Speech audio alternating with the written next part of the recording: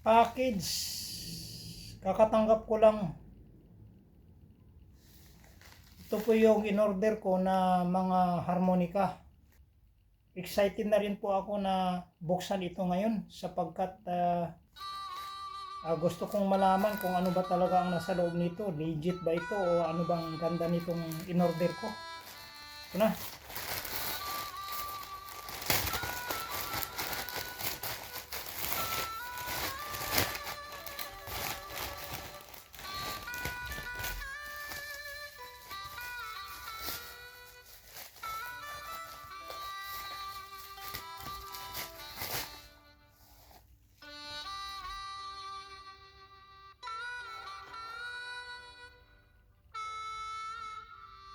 JDR Blues Harmonica. Isang set po ito. Meron pong 7 na keys.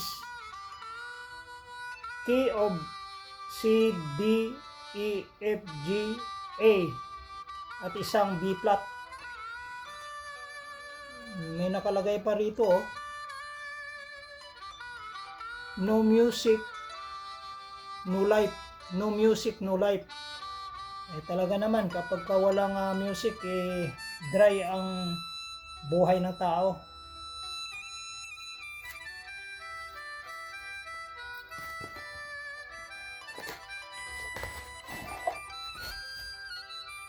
Ganda po ng casing.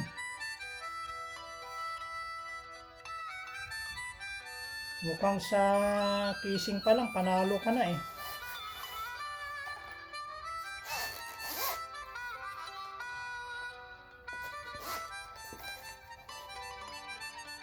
Wow, ang ganda ng sa loob Mukhang ang gandang tingnan A, C, D, E, F, G at saka B flat. Punasan muna natin bago natin i-test.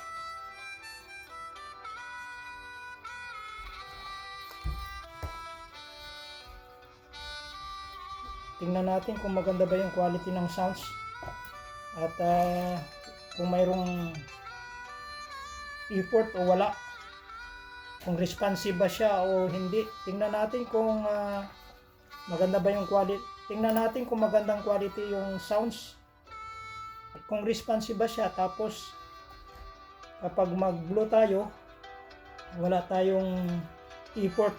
Ang ibig sabihin nun, hindi ka na kunting ihip mo lang, mayroon na kaagad lalabas na sounds, sapagkat marami pong mga harmonica na mag-effort ka muna saka lalabas yung sounds. K of E.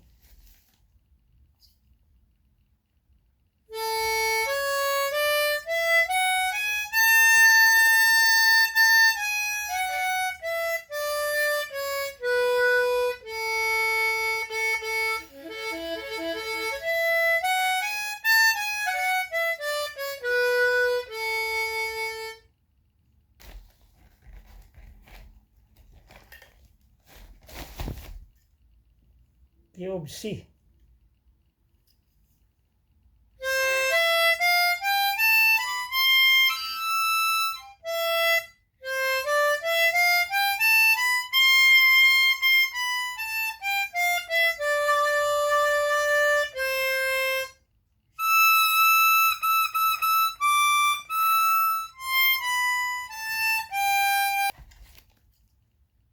K of D.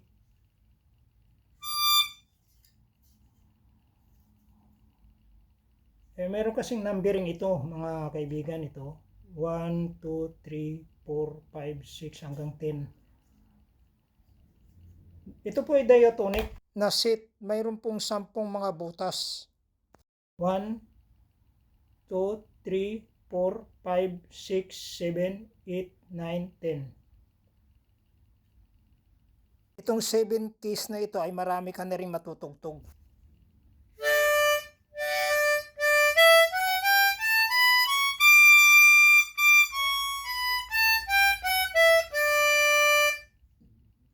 Mukhang malaki naman ang sounds.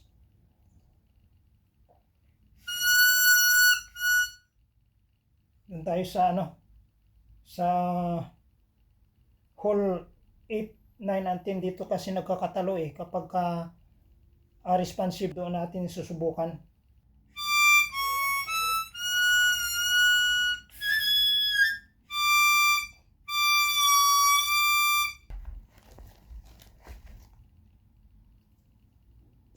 E.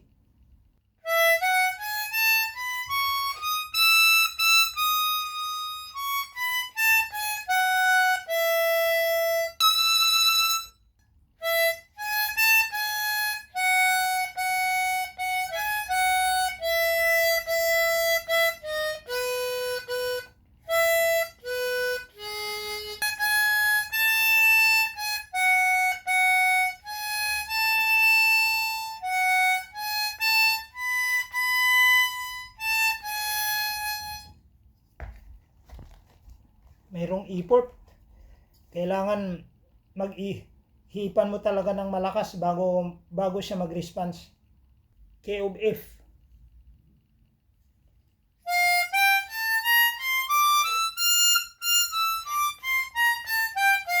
May katigasan. Dito tayo sa 8, 9, and 10 hole.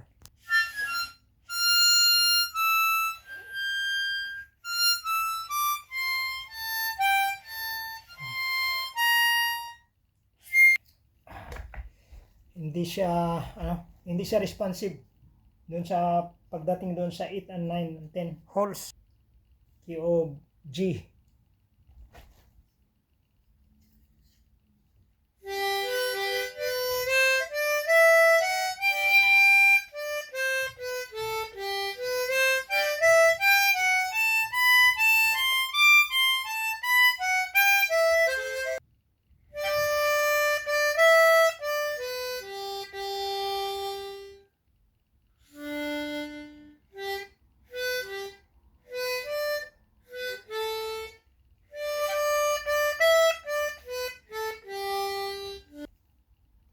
Key of B flat.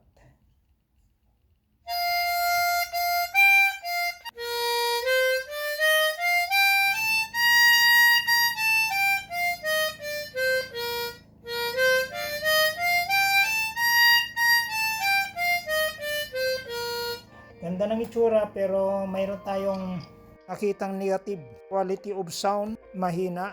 Poor response, very hard effort bago lalabas yung sounds. Hindi natin may i-recommenda. Paano siyang responsive? Lalong-lalo na kung doon sa 8, 9, and 10, yung kanyang sound hindi na naging quality. Magkaroon ka muna ng effort. Yung effort kasi kailangan ihipan mo siya ng todo para at least lalabas yung boses. Ang iba kasing mga branded, yung dati ko, yung mga Hohner ko, ay kunting ihip mo lang, response na kaagad, mayroon na kaagad lalabas na sounds malakas. Ito kasi kailangan mo munang mag-effort bago lalabas yung sound. Anyway, magagamit na rin. Gamit na lang para hindi gaano ma-overuse yung mga ginagamit ko. Gamitin na lang ito parang pinaka-spare. Sapagkat yung G ko kasi ay bumigay na branded na overblow ko. Matagal-tagal ko na rin ginamit yun yung mga Hohner ko. Made in Germany. Yun talaga magaganda yung sounds. Ay ito naman affordable lang. Ito ay mga middle class lang na mga brand of harmonicas made in China. Dalawang klase ang aking in-order. Yung isa ay yung chromatic. Ito, bubuksan na natin. Sana naman maganda ang quality ng sounds at hindi tayo maging dismayado rito. Mayroon po itong holes na 10. Ang chromatic ay mayroong holes na 10, 12, 14, and 16. Ito ay 10 holes made by Conjurer. Maganda rin itong casing niya.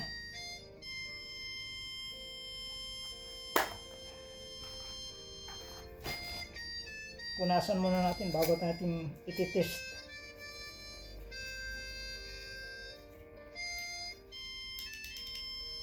Ganda ng itsura mga kaibigan, no? Ito yung slide. Itong slide, ang purpose pala nitong slide ay kapag ka mag-shift ka from natural voice to sharps and flats, i-activate mo siya dito, yung slide. Kaya po ng chromatic na 40 na ipapalabas niyang notes or voices. May sharps and flats and natural voices.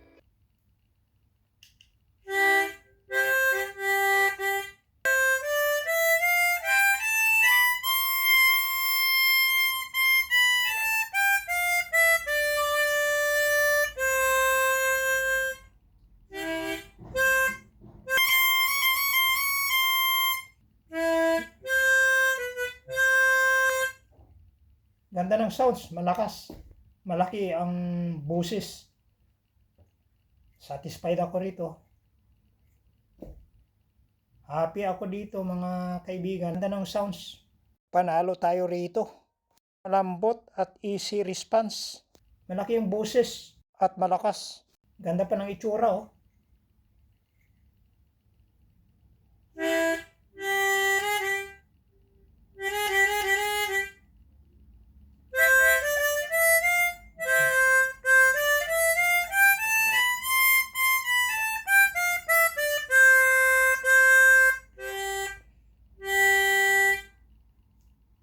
Tug tayo yan.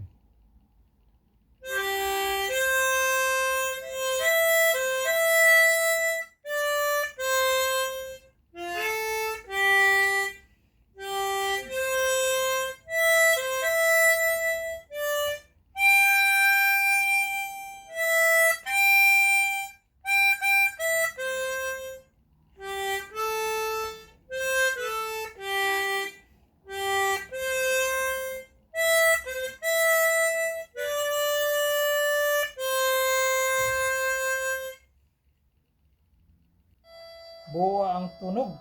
Recommended natin ito sa mga gustong bibili. Sa mga friends and followers ko sa Facebook at maging sa YouTube, hindi naging madalas ang recording ng inyong lingkod sapagkat yung trabaho ay shifting. Nga pala ang ating mga ginagawang music ay puro po mga spiritual yan. Nawa yung tinutugtog ng inyong lingkod ay naging pagpapala rin sa inyo, lalo na sa spiritual na bagay. Siya nga pala yung gustong magsimula mag-aral nitong instrumento na harmonika, anong gagamitin na mga keys?